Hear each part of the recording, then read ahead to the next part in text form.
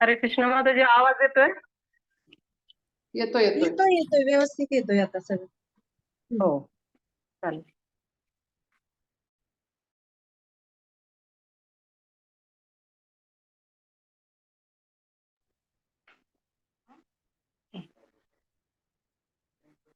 ओम अज्ञानतिमिरन्धस्य ज्ञानाञ्जनशलाकया चक्षुरुन्मिलितं येन तस्मै श्रीगुरुवे नमः।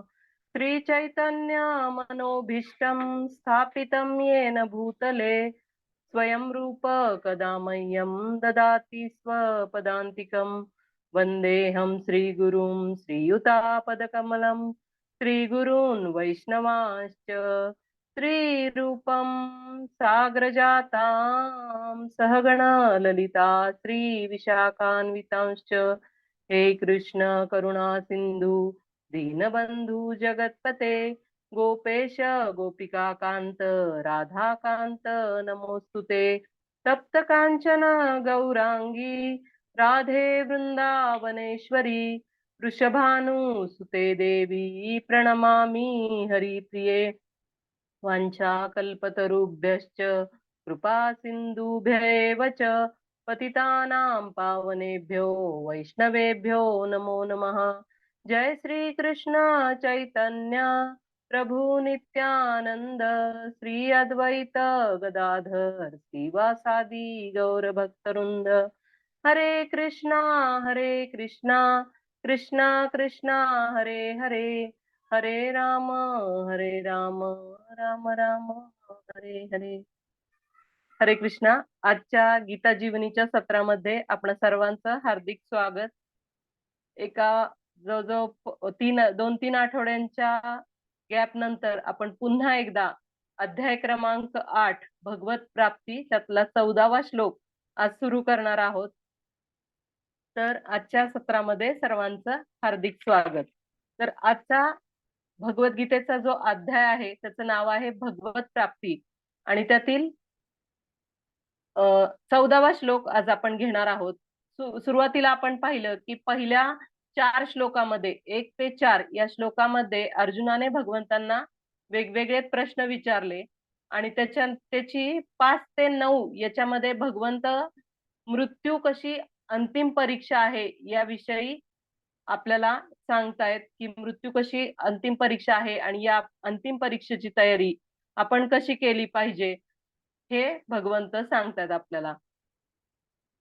आणि श्लोक क्रमांक 9 ते 22 याच्यामध्ये भगवंत सांगतायत की भगवत प्राप्ती कशी केली पाहिजे आणि यानंतर येणारे श्लोक क्रमांक 23 ते 28 याच्यामध्ये शुद्ध भक्ती कशी सर्वोत्तम आहे याचं वर्णन करण्यात आलं आहे। तर वेगवेगळ्या प्रकारचे योग सांगण्यात आले आहेत। याच्यामध्ये भक्ती योग याची महती या श्लोकामध्ये खास करून सांगण्यात आली आहे। पाहूया आपण श्लोक क्रमांक 14। अनन्या चेतः सततं यो मां स्मरति नित्यशः तस्याहं सुलभः पार्थ नित्ययुक्तस्य योगिनः। हे पार्था, जो अनन्य भावाने विचलित न होता सतत माझे स्मरण करतो त्याला प्राप्त होण्यास मी सुलभ असतो, कारण तो निरंतर भक्तियोगात रममाण झालेला असतो। भगवद्गीतेमध्ये कर्मयोग, ध्यानयोग असे वेगवेगळ्या प्रकारचे योग सांगण्यात आलेले आहे आणि वेगवेगळ्या प्रकारच्या योग पद्धती आहेत। त्याच्यामध्ये भगवद्गीतेमध्ये काही खासच असे श्लोक आहेत ज्याच्यामध्ये भक्ती योगाची महती सांगण्यात आलेली आहे। या श्लोकामध्ये आपण पाहतो की या श्लोकामध्ये भक्ती योगांचं आणि भक्तांचं महत्व या श्लोकामध्ये सांगण्यात आलेलं आहे आणि हे ठराविकच असे श्लोक आहेत जे भक्तियोग सांगतात ते। तर आपण तात्पर्य पाहूयात। भक्तियोगाद्वारे भगवंतांची सेवा करणाऱ्या अनन्य विशुद्ध भक्तांना कोणती अंतिम अवस्था प्राप्त होते याचे वर्णन विशेष करून या श्लोकामध्ये करण्यात आले आहे। पूर्वीच्या श्लोकामध्ये 4 वेगवेगळ्या प्रकारच्या भक्तांचा आर्त, जिज्ञासू, अर्थार्थी आणि ज्ञानी उल्लेख करण्यात आला आहे। मोक्षप्राप्तीच्या निरनिराळ्या योग पद्धतींचे कर्मयोग, ज्ञानयोग, हठयोग यांचे वर्णन करण्यात आले आहे। या योग पद्धतीमध्ये काही प्रमाणात भक्तीचा समावेश असतो, परंतु या श्लोकामध्ये विशेष करून विशुद्ध भक्ती योगाचा ज्ञान, कर्म आणि हठ यांच्या मिश्रणारहित उल्लेख करण्यात आला आहे. अनन्य चेतहा या शब्दावरून दर्शविल्याप्रमाणे भक्ताला श्रीकृष्णांव्यतिरिक्त इतर कशाचीही अभिलाषा नसते. त्याला स्वर्गलोकांप्रत उन्नत होण्याची इच्छा नसते, तसेच ब्रह्मज्योतीमध्ये विलीन होण्याची किंवा भौतिक जंजाळापासून मोक्ष प्राप्ती करण्याची इच्छा नसते. विशुद्ध भक्ताला कशाचीही अभिलाषा नसते. चैतन्य चरितामृतात शुद्ध भक्ताला निष्काम म्हटले आहे, अर्थात त्याला स्वार्थ तृप्तीची इच्छा नसते. परिपूर्ण शांती केवळ त्यालाच प्राप्त होते आणि जे स्वार्थ हेतूने प्रेरित झालेले असतात त्यांना शांती कधीच प्राप्त होत नाही. ज्ञानयोगी, कर्मयोगी किंवा हठयोगीला योग थोड्याफार प्रमाणात स्वार्थ असतो, परंतु शुद्ध भक्ताची भगवंतांना संतुष्ट करण्याव्यतिरिक्त इतर काहीच अभिलाषा नसते. म्हणून भगवंत सांगतात की ज्यांची माझ्यावर अनन्य भक्ती आहे त्यांना सहजपणे भगवत प्राप्ती होते. आपण 4 पॅराग्राफ आहेत तात्पर्याचे, एकेका पॅराग्राफवर आपण चर्चा करूयात. तर या पहिल्या परिच्छेदामध्ये भगवंत सांगतायत की जो अनन्य विशुद्ध भक्त आहे त्याला अंतिम अवस्था कशी प्राप्त होते.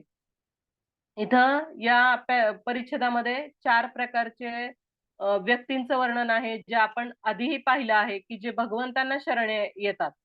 4 प्रकारचे लोक आहेत, जे म्हणजे आर्त, अर्थार्थी, जिज्ञासू आणि ज्ञानी. या चारही प्रकारच्या व्यक्ती सुरुवातीला स्वार्थ भावनेनं भगवंतांना शरण येतात, परंतु स्वार्थ भावनेनं जरी कोणता ना कोणता हेतू घेऊन जरी ते भगवंतांना शरण आलेले असले तरीही शुद्ध भक्तांच्या संघाने त्यांना ते निष्काम स्तरापर्यंत उन्नत होतात. आपण पाहतो की देवी देवता आणि इतर देवतांची जे उपासना करतात त्याच्यामध्ये मात्र हे रिलेशन दिसत नाही की निष्काम कर्मापर्यंत. आपण पाहतो की हिरण्यकशिपूने ब्रह्मदेवांची उपासना केली आणि हिरण्यकशिपूने ब्रह्मदेवांची उपासना केल्यानंतर त्यांनी परत ब्रह्मदेवाचं स्मरण नाही केलं.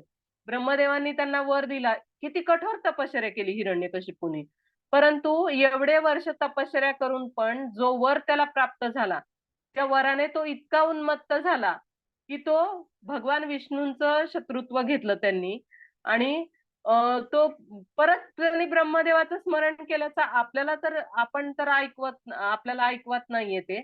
आणि त्यांनी भगवंतांचं स्मरण केलं नाही किंवा परत ब्रह्मदेवांचंही स्मरण केलं नाही.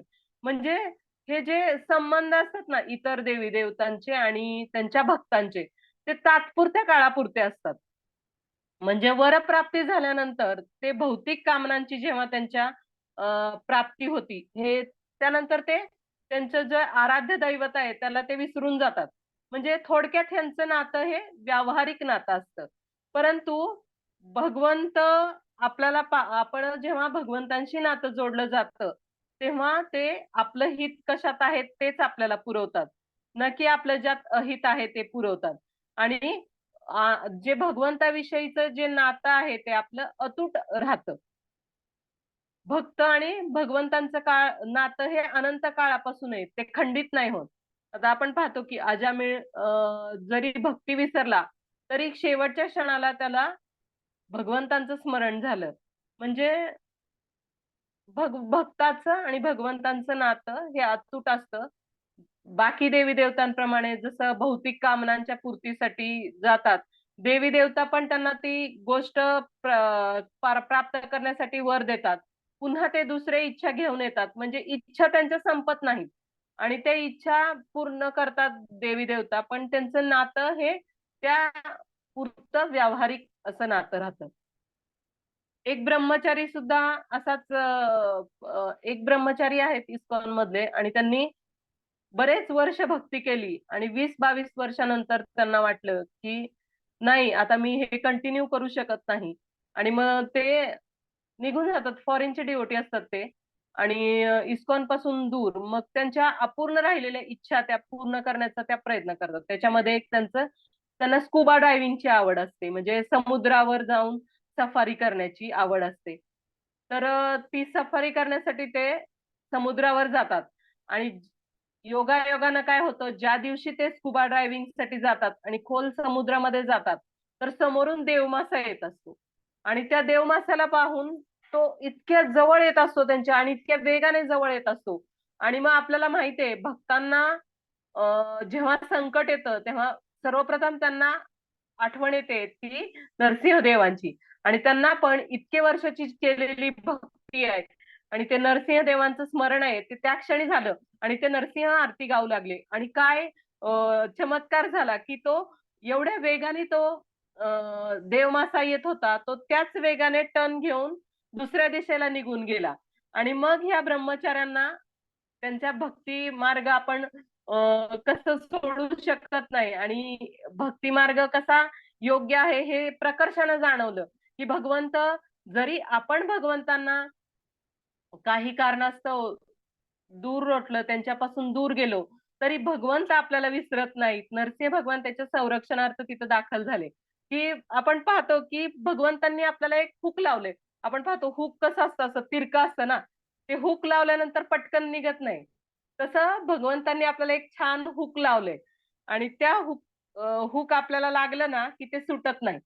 त्यामुळं भगवंत नेहमी आपलं संरक्षण करण्यासाठी आपल्या आपलं संरक्षण करण्यासाठी जरी म्हणजे भक्ती मार्गातलं जे जो आपण सुरू करतो ना त्याची फळ लगेचच त्याची प्रचिती आपल्याला येते की ते भगवंतांशी नातं आपलं रिलेट होतं ते तुटत नाही म्हणजे बाकीचे कसे आहेत मार्ग आहेत की त्याचे पूर्णच करावे लागतात ते समजा हठयोग असेल किंवा कर्मयोग असेल ती तपश्चर्या आहे आता हिरण्यकशिपूने केलेली घोर तपश्चर्या आहे ती आपल्याला ती त्या व्यक्तीला पूर्णच करावी लागते मग त्याचं फळ मिळतं तसं भक्तियोगाचं नाहीये भगवंतांशी नातं प्रस्थापित झाल्यानंतर भगवंत सुद्धा आपल्याला छान रेसिप्रोकेट करतात तर दुसऱ्या भागात आपण पाहतोय की स्वार्थरहित भक्ती असते जी भक्तांची भक्ती आहे ना ती स्वार्थरहित असायला हवी योग मार्ग ध्यान मार्गामध्ये आपल्याला सिद्धी मिळवणं हे आपलं ध्येय असतं कोणती तरी सिद्धी प्राप्त करण्याची इच्छा असते एका योग्याला बघा एक योगी होता आणि तो जवळजवळ 10-12 वर्ष तपश्चर्या करतो आणि तपश्चर्यानंतर त्याला काय करता येऊ लागतं तर त्याला कुठली सिद्धी प्राप्त होते तर ती पाण्यावर चालण्याची आणि मग तो पाण्यावर चालून दाखवतो मग एक शेजारीच असणारा जो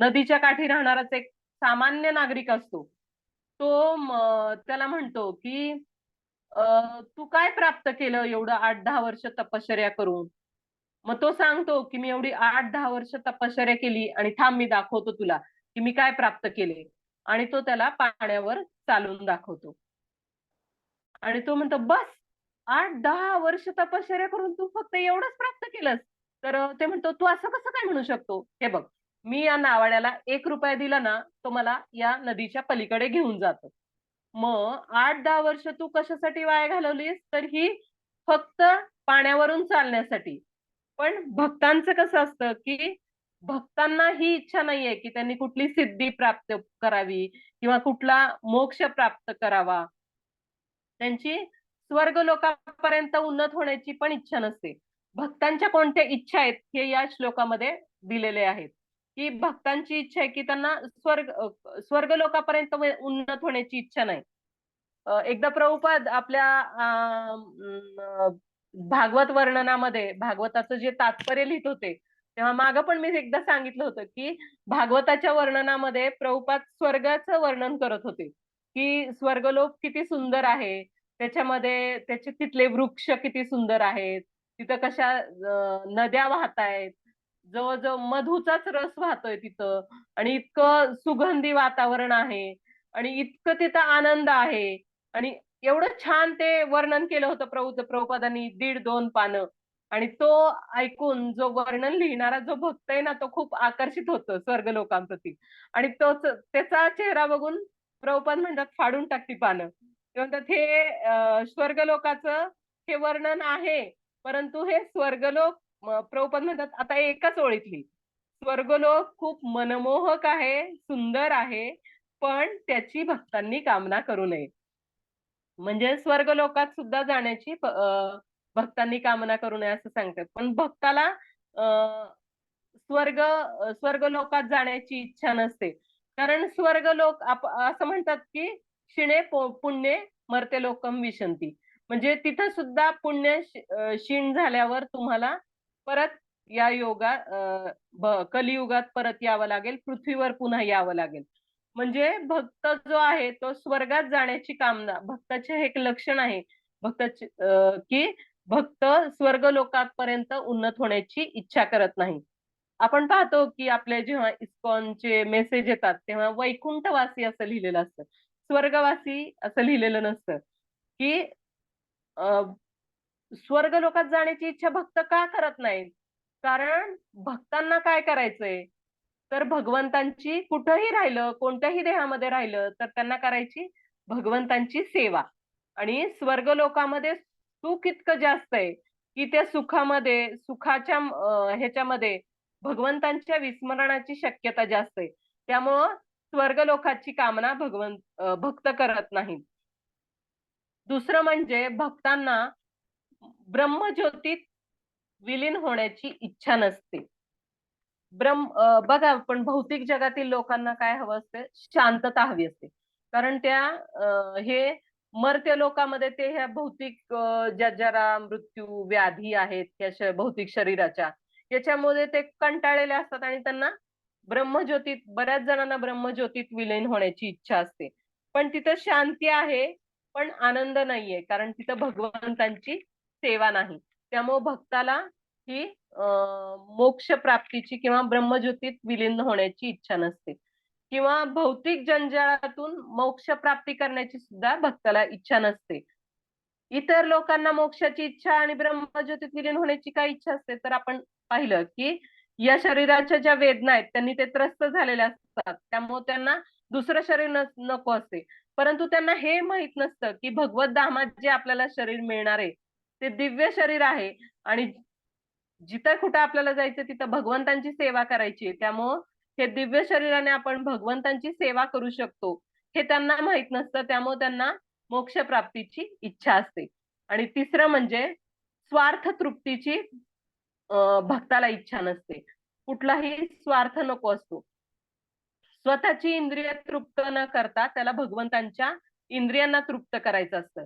बघा, आपण प्रभुपादांचंच उदाहरण पुन्हा एकदा घेऊ शकतो की प्रभुपाद 40 रुपये घेऊन परदेशात गेले आणि त्यांची बाकीच्या लोकांची इच्छा होती की धामात वास करून सेवा करण्याची, पण प्रभुपादांनी अतिशय कमी खर्चामध्ये ते परदेशात गेले आणि त्यांची इस्कॉनची एवढी मालमत्ता झाली परत, आंतरराष्ट्रीय कृष्ण भावनामृत संघाची.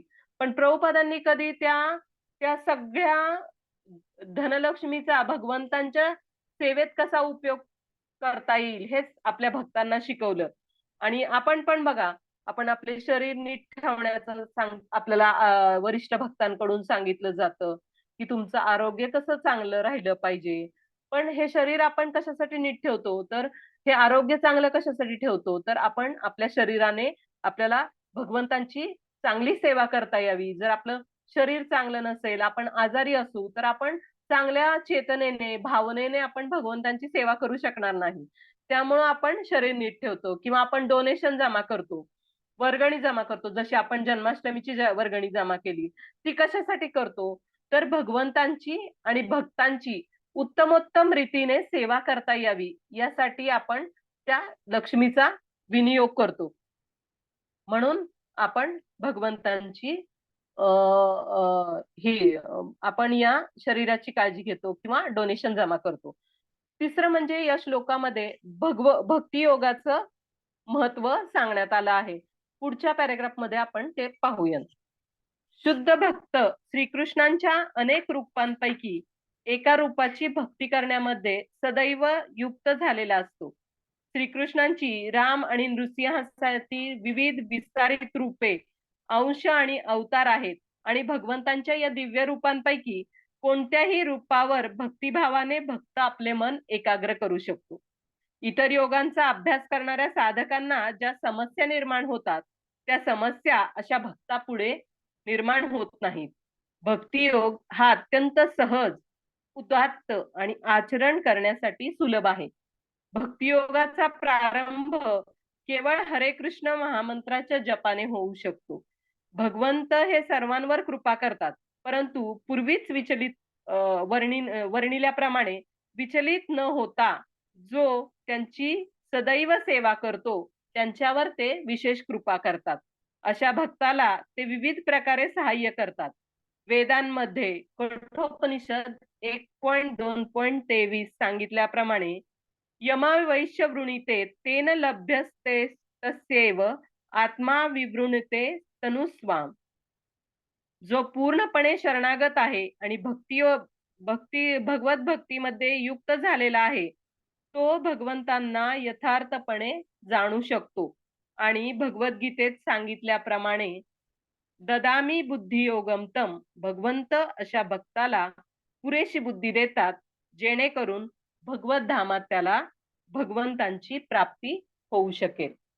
बघा, इथं सांगितलंय की शुद्ध भक्त भगवंतांच्या अनेक रूपांपैकी एका रूपाची भक्ती करण्यास सदैव युक्त झालेला असतो. म्हणजे श्रीकृष्ण असतील, श्रीराम असतील, नृसिंह असतील. तर हरे कृष्ण महामंत्राचा जप ही याची सुरुवात आहे. खर तर आपण अनेक भक्तांचं उदाहरण पाहतो की काही भक्त असं आपण कधी पाहत नाही की कर्मयोगी हठयोगी हे जन्माच्या आधीपासून आणि शेवटपर्यंत त्याच ह्याच्यामध्ये स्थित राहिले. परंतु आपण अनेक भक्तांची उदाहरणं पाहतो की जे जन्मा आधीपासून आणि मृत्यूच्या शेवटच्या क्षणापर्यंतही भक्तियोगामध्ये स्थित आहेत. समजा आपण पाहतो की जन्माच्या आधीपासून परीक्षित महाराज पाहतो आपण की ते आईच्या गर्भात असल्यापासून त्यांना भगवंतांची म्हणजे आईच्या भक्तातच परीक्षित महाराजांचं भगवंतांनी रक्षण केलं. किंवा प्रल्हाद महाराज असतील, कितीतरी वर्ष ते आईच्या गर्भामध्ये होते पण नारद मुनींकडून भगवंतांच्या लीला श्रवण करत होते. शुकदेव गोस्वामी असतील, ते पण आईच्या गर्भात होते आणि ते तिथून बाहेर निघू इच्छित नव्हते.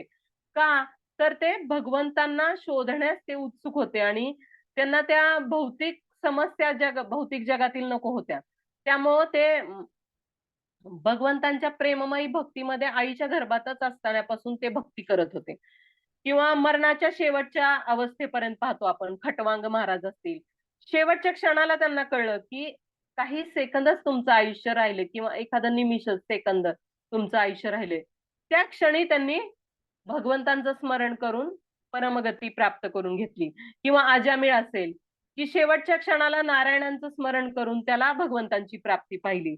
आपण पाहतो की ज्ञानी कर्मी लोकांसाठी हे नाहीये की हठयोगाद्वारे किंवा हे सहज सुलभ हा भक्तिमय मार्गच आहे की ज्याद्वारे आपण भगवंतांना प्राप्त करू शकतो. आपण पाहतो की जेव्हा भगवान श्रीकृष्ण मथुरेला आले होते तेव्हा सुदामा नावाचा एक म्हणजे सुदामा त्यांचा मित्र नाही, सुदामा नावाचा एक माळी होता. त्यांनी फुलांची एक माला करून ती भगवंतांना आणि बलरामांना दिली. म्हणजे त्यांनी भगवंतांना ती माळ अर्पण केली आणि ती अर्पण केल्यानंतर भगवंतांनी त्यांना काय दिलं तर भगवंतांनी ह्या भौतिक जीवनातील त्याच्या समस्या सगळ्या नष्ट केल्या आणि भौतिक जीवन संपल्यानंतर त्यांना गोलोक वृंदावनामध्ये सेवेची संधी दिली. म्हणजे पाहतो की आपण किती छोटीशी सेवा आहे, त्याचा नेहमीचा व्यवसाय आहे. माळी येतो आणि नेहमीच त्याच्याकडे भरपूर फुलं आहेत, तो ती फुलांच्या माळा करतोय आणि अर्पण कुणाला करत होता तर कंसाला करत होता. पण आज त्यांनी काय केलंय की जे पूर्ण पुरुषोत्तम भगवंत आहेत त्यांना ती माळा अर्पण केलीये. त्यांच्या जवळच साहित्य त्यांनी त्यांना अर्पण केलंय. त्यामुळं ही छोटीशी सेवा भगवंतांनी स्वीकारून त्याला किती परमोच्च फळ गेले. म्हणजे आपण पाहू शकतो की या सोप्या उदाहरणातून की भक्ती ही कशी सहज आहे, सोपी आहे आणि सुलभ आहे आणि उदात्त आहे. तर यामध्ये अजून एक सांगितलंय की भक्ती करताना आपल्याला वेळेचं काळाचं बंधन नाही, वयाचं बंधन नाही. आता आपण पाहिलं की कालच मी कार्तिक यात्रा ग्रुपवर आलेले छोट्याशा आपल्या प्रभूजींचा एक छोटासा मुलगा होता, त्याचं कीर्तन पाहत होते. तर तो इतका सुंदर, म्हणजे वैष्णवगीत समोर न घेताही तो छान वैष्णवगीत गात होता. म्हणजे भक्ती करण्याला वयाचं बंधन नाहीये, की कोणत्याही वयापासून तुम्ही किंवा कितीही तुम्ही वयस्कर असा, कोणते वयाचं बंधन नाहीये किंवा काळाचं, कोणत्या काळात तुम्ही भक्ती करताय याला पण तुमचं बंधन नाहीये.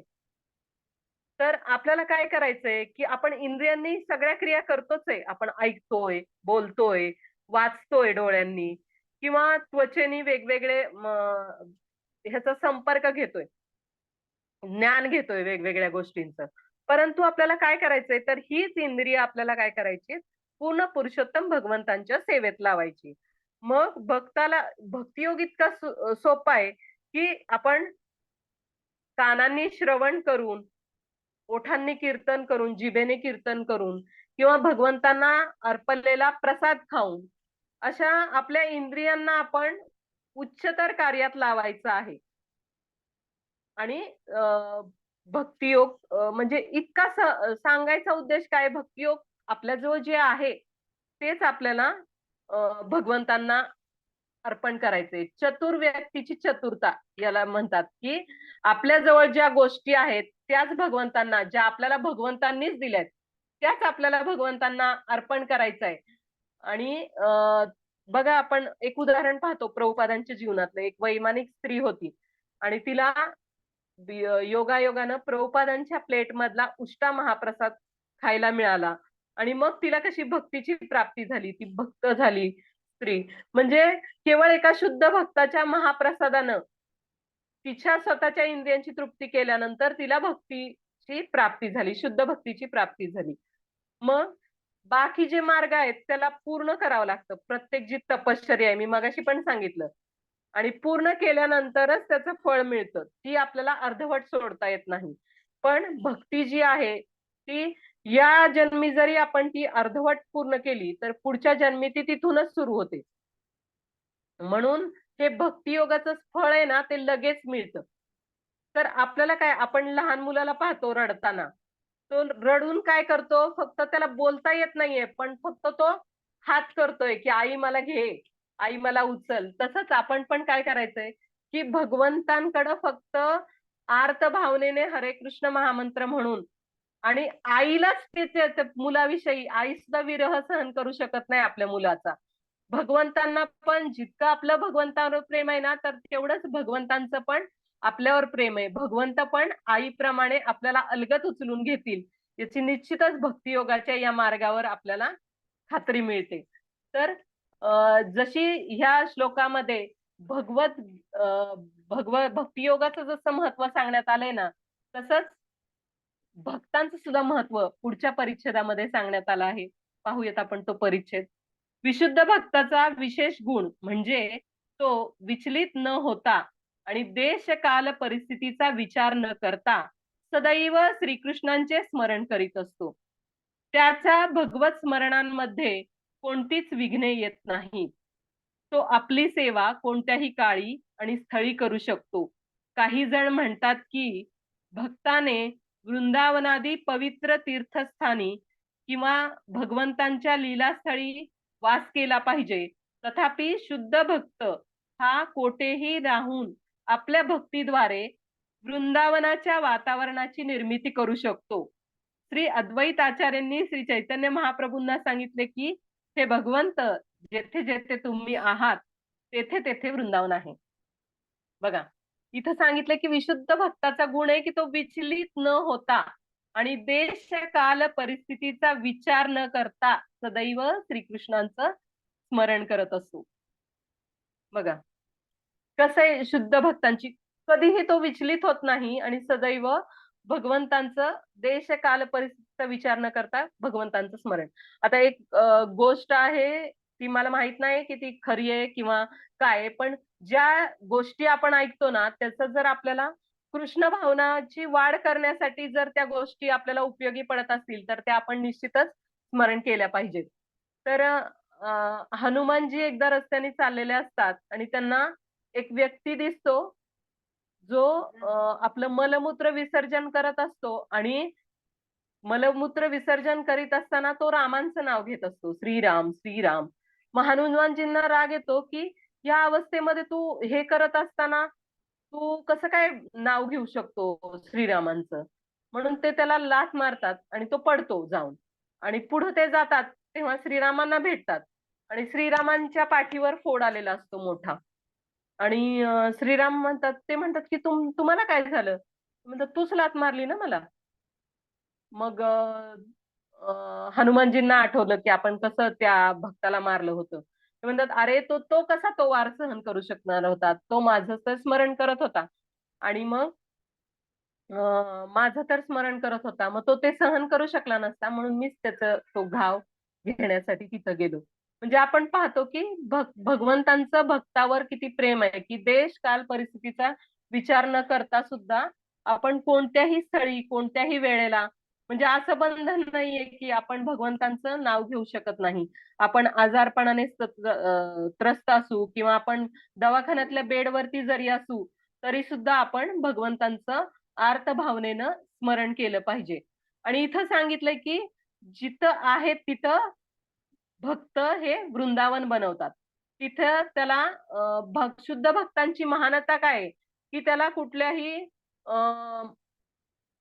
धामात जायची गरज नाहीये की तिथं जाऊन तर तो जिथे जाईल तिथे वृंदावन पाहतो. बघा प्रभुपाद तर वृंदावनामध्ये निवास करत होते परंतु बाकीच्या पतित जीवांवर कृपा करण्यासाठी ते आपल्या गुरु महाराजांचा आदेश मनात हृदयात ग्रहण करून ते वृंदावन सोडून पाश्चात्य देशामध्ये गेले आणि तिथं भगवंतांच्या नामाचा प्रचार करण्याचा प्रयत्न केला. आणि आज आपण सर्वजण पाहतोय की प्रभुपादांच्या कृपेनेच आपण सर्वजणांना त्यांनी भक्ती दिली. भगवंतांना आपण कोणत्याही परिस्थितीत असू पण भगवंतांच्या नावाचा प्रचार करायला पाहिजे. हे प्रभुपादांच्या उदाहरणातून आपण पाहू शकतो. प्रभुपादांनी काय केलं तर ते वृंदावनामध्ये राहिले नाहीत तर प्रत्येकाच्या मनात वृंदावनाविषयी प्रेम निर्माण केलं आणि सगळीकडं भगवंतांची वृंदावनातली जी भक्ती आहे भगवंतांची त्याचा प्रचार प्रभुपादांनी सर्वत्र केलाय. आपण पाहतो की पाश्चात्य देशामधील भक्त किती आता बरेच जण कार्तिक यात्रेवरनं जाऊन आलेत आणि प्रत्येकाने पाहिलं असेल. मी तर नेहमी त्या भक्तांना पाहून आकर्षित होते की त्यांचं भगवंताविषयी किती प्रेम आहे. आपण भारतात राहूनही जेवढं आपलं भगवंतांवर प्रेम नाहीये तेवढा भाव तेवढं प्रेम आपल्याला त्यांच्या म्हणजे आचरणातून त्यांच्या त्या हावभावातून आपल्याला जाणवतं की त्यांचं भगवंतांवर किती प्रेम आहे. आणि त्यांना तो भारतात आलेल्याचा आनंद भगवंतांचे स्मरण केल्याचा आनंद आपण अक्षरशः त्यांच्या डोळ्यात पाहू शकतो की किती त्यांना आनंद मिळतो.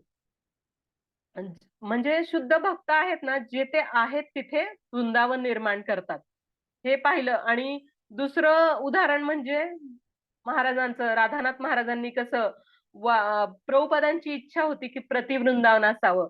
मग महाराजांनी कसं ती इच्छा नेहमीच स्मरणात ठेवली आणि त्याचं वाड्यामध्ये प्रतिवृंदावनाची बऱ्याच माताजींना आपण आताच माताजी कमिटीची तिथे यात्रा जाऊन आली आणि सर्वांनी पाहिलंय की कसं वृंदावनामध्ये वाड्यामध्ये प्रतिवृंदावनाची निर्मिती केली आहे. 7 मंदिरं आहेत आणि कशी यमुना आरती तिथे होते आणि महाराजांनी कसा तो प्रभुपादांचा भाव भाव सगळा तिथं लक्षात घेऊन त्या प्रतिवृंदावनाची निर्मिती केली आहे. आणि तसं इतरांच्या कल्याणासाठी प्रभुपादांनी वृंदावन सोडलं आणि प्रत्येकाच्या मनामनात वृंदावनाचं प्रेम निर्माण केलं जागृत केलं. आणि शुद्ध भक्त कधी विचलित होत नाहीत आणि आपल्या गुरूंच्या आज्ञा कधी विसरत नाहीत. आपण प्रभुपादांच्याच ह्याच्यातून हे पाहू शकतो की प्रभुपाद शेवटच्या क्षणापर्यंत बुक ट्रान्सलेशन करत होते. आणि प्रल्हाद महाराज सुद्धा प्रल्हाद महाराजांना एवढा त्रास दिला हिरण्यकशिपूने तरी पण त्यांनी भगवंतांचं स्मरण सोडलं नाही. म्हणजे उकळत्या तेलात टाकलं किंवा सापांच्या ह्याच्यामध्ये टाकलं किंवा मदमत्त हत्तीच्या पायी दिलं पण प्रल्हाद महाराज भगवंतांचं स्मरण कधी विसरले नाहीत. कोणत्याही परिस्थितीत ते विचलित झाले नाहीत. सतत नारायण नारायण हा त्यांचा जप जो होता तो सुरूच होता. आपण रशियन डिओटिटचं पण उदाहरण पाहतो सॉल्टेड ब्रेड मध्ये, की ते कसे कोणत्याही परिस्थितीमध्ये त्यांना अशी वेड होण्यासाठी इंजेक्शन दिली गेली. त्यांनी ब्रेडच्या मणी केल्या आणि त्याच्यावर ते जप करत होते माळांचं. एवढी तर परिस्थिती आपली नाहीये. आपण खूप सुखी आहोत की आपल्याला सगळं काही मिळतंय आणि आपल्याला फक्त काय करायचंय, भगवंतांचं नाव घ्यायचंय, भगवंतांच्या नावाचा आश्रय घ्यायचा आहे. अशी परिस्थिती आपल्या साठी नाहीये.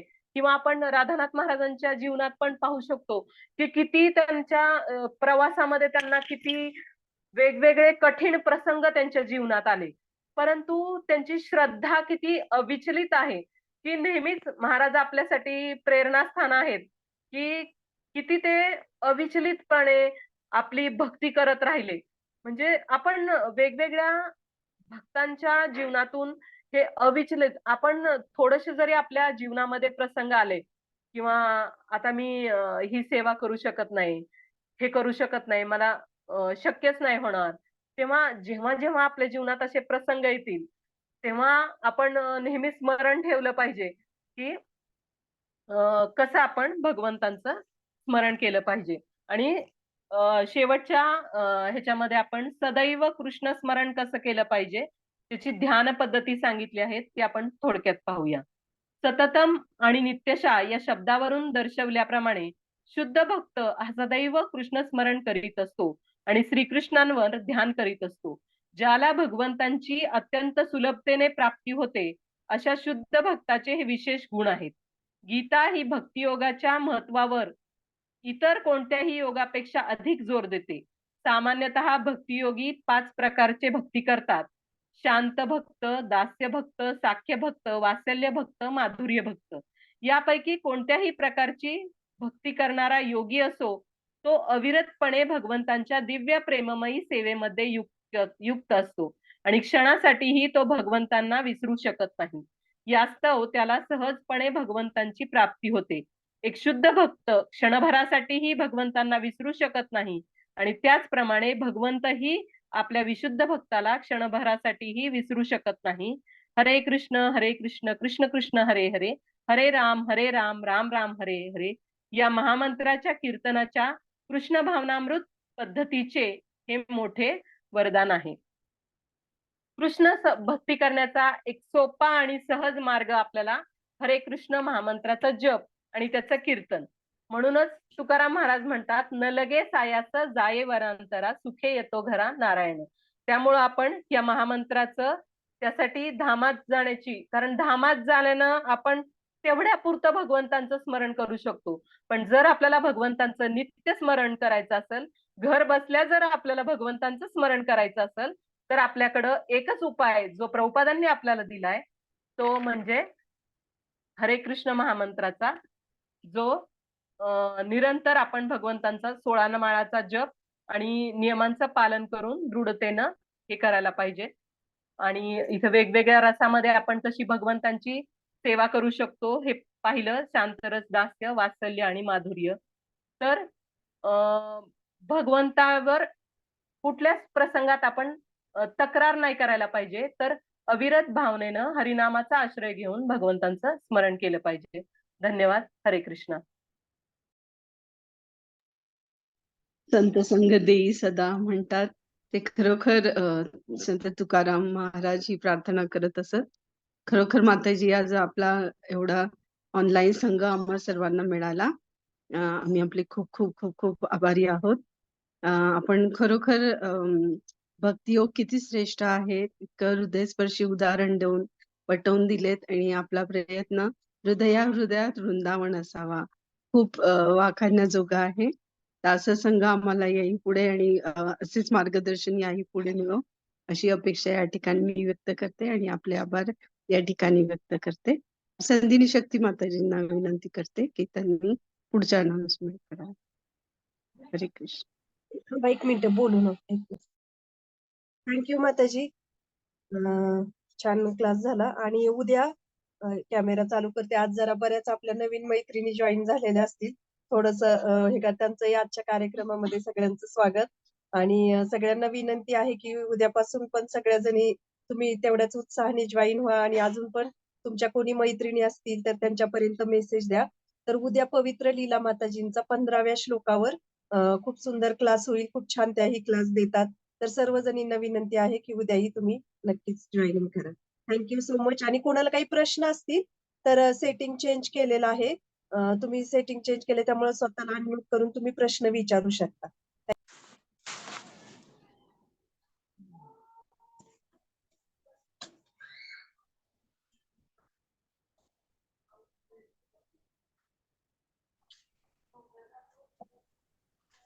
हरे कृष्ण माताजी. हरे कृष्णा. हा बोला हरे माताजी. माताजी, हरे खूप छान कृष्ण. क्लास दिला आणि मला खूप छान छान उदाहरणं खूप आवडली. हनुमानाचं एक उदाहरण खूप आवडलं आणि ते प्रभुपादांनी की ब्रेडचे छोटे छोटे मण्यांचे तुकडे करून जप केला. मग आपल्याला तर कितीतरी साधनं उपयोग करून दिलेले आहेत भगवंतांनी, तर त्याचा उपयोग आपण जीवनामध्ये केला पाहिजे. हे मला खूप छान उदाहरण आवडलं. म्हणजे खूप खूप धन्यवाद. थँक्यू. चालेल. कोणाला काही प्रश्न आहेत का? नसतील तर मग आपण थांबूयात.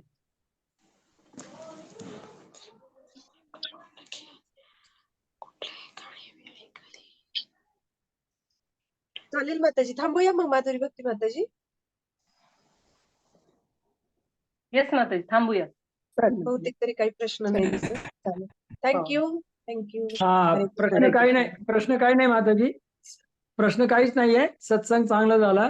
छान छान तुम्ही सांगितलं. हरे कृष्णा हरे कृष्णा कृष्णा कृष्णा हरे हरे, हरे राम राम राम हरे हरे. धन्यवाद. थँक्यू.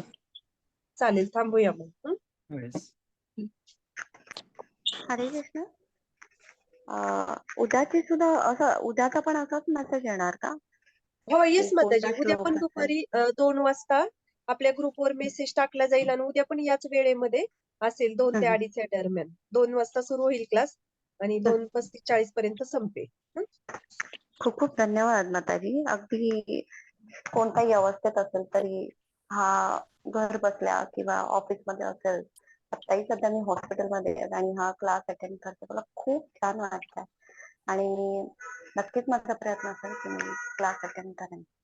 आपला हा रेकॉर्डिंग पण मिळेल का? हो, हा, आहे रेकॉर्डिंग माताजी. पण असतं. मग तो नंतर येतं, जरा ग्रुपवर उशिरा टाकलं जातं. पण हे लाईव्ह कसं जरा छान वाटतं ना सगळ्यांनी एकत्रित हो येऊन. हो. चालेल. थँक्यू. थँक्यू. हरे कृष्ण. धन्यवाद. धन्यवाद. धन्यवाद.